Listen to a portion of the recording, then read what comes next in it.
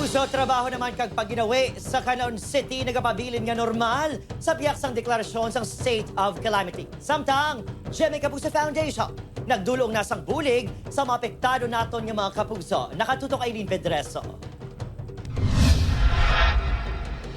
Business usual sa gihapon sa Canlaon City, Negros Oriental bisan pa ngayara na sa state of calamity ang syudad bangod sa epekto sa paglupok sa Mount Canlaon.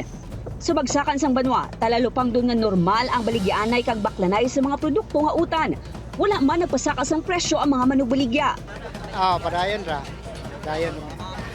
Huwag tayo makaon. Mara, padayon ra. Paligyan na mo. Ang mga pananom naman ni Adalberta, natabunan sang ashfall. Ginsiguro sini nga madamo sang stock nga utan kag pagkaon para sa tiun sang emerhensya. Nagpaubos lang mi. Nangumpra mami. Naubos gid sa abo. Padayon ng sila palang abuyan ng mga residente. Agud kuno hindi man magutman ang ila pamilya.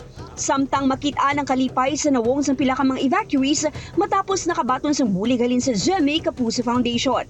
Masobra 300 ka mga benepisyaryo ang natagan sang bugas, noodles, kag canned goods. Salamat sa GMA sa inyo tulong sa akon.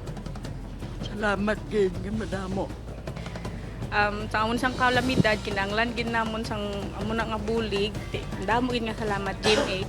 Ginkalipay naman sang Jemmy Kapuso Foundation nga makadulong sang bulig sa mga nagakinhanglan. Ang GMA Kapuso Foundation nagbigay ng tulong through Operation Bayanihan. Patuloy po tayong mamimigay ng ayuda.